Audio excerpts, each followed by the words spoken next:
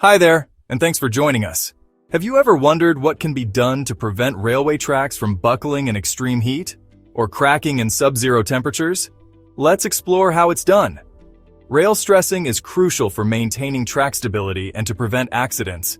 This process ensures the rail can withstand expansion and contraction caused by temperature changes.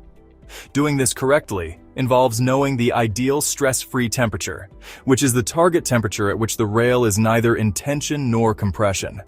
It allows for expansion or contraction suited to the individual regional weather conditions. The rail stressing process is typically performed when new track is laid, but it can also be done during maintenance to correct any stress imbalances that may have developed over time. The process involves using hydraulic rail stressors to apply tension to the rail.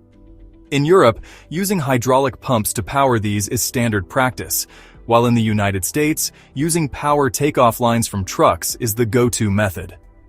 And if you've ever wondered how continuous welded rail without any gaps is created, here's what's involved. The thermite welding process is carried out on each joint. And after this, grinding tools are used to smooth each weld to create a seamless and even surface. The end result is a smoother train ride and also reduced wear on the rolling stock.